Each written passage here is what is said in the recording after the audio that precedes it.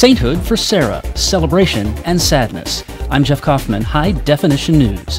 For generations of California school kids, the timeline of California history has begun with the name Junipero Serra. Father Serra, the Franciscan priest who founded the missions that stand a day's walk from one another along El Camino Real, the King's Highway, from San Diego to San Francisco. We met Father Serra in the 3rd grade as he was converting Native Americans to Christianity and teaching them to farm, and most of us left him there.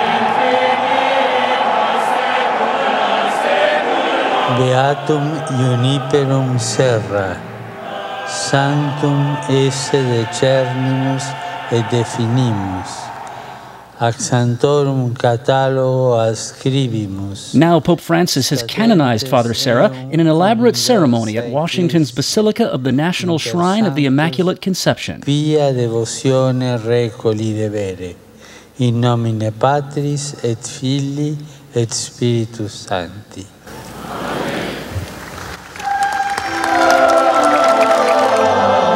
That it was the first pope from the Americas, elevating the first Catholic saint canonized on American soil, guaranteed a celebratory atmosphere in Washington.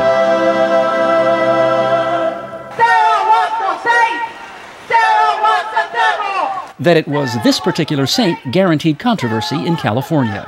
The portrait those 3rd grade history books paint of Father Serra and the California missions is an uncomplicated one. The reality, says San Jose State University ethnohistorian Alan Laventhal, is more nuanced. The argument on the one hand, through the lens of either the church apologists, and Westerners, is that they brought civilization. They brought agriculture. On the other hand, through the lens of Native Americans, they brought death, destruction, intolerance. Members of the Native American group Mexica marched to the Cathedral of Our Lady of the Angels in downtown LA in February to protest Serra's sainthood because of the abuses the mission fathers committed. Long Beach State American Indian Studies professor Deborah Sanchez outlined some of those abuses for Voice Waves Long Beach. The history tells of a lot of the tragedy that came from the missions in California. Indian people were, once they were baptized, they couldn't leave the mission area.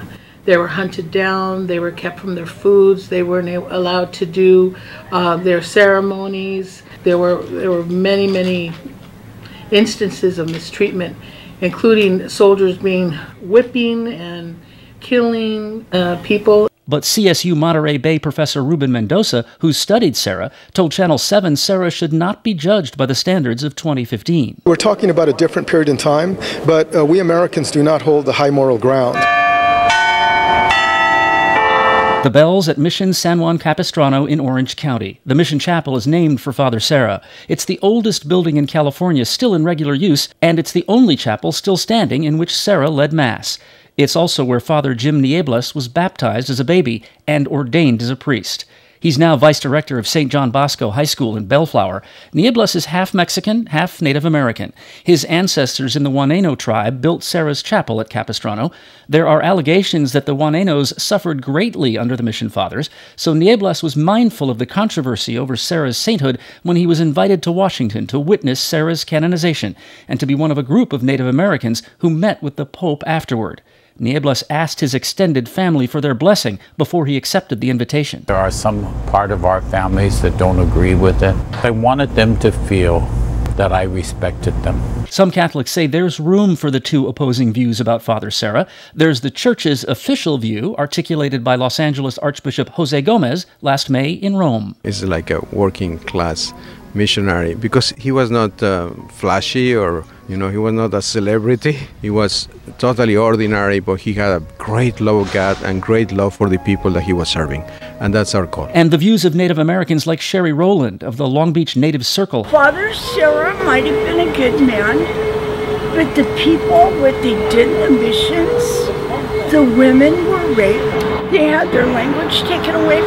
And it's wrong to glorify this man under whose watch it happened. More than 300 years on, Father Serra and the missions are part of a complex California history that does not fit neatly into an elementary school textbook. Now that Pope Francis has made Serra a saint, there will be plenty of controversy for another 300 years.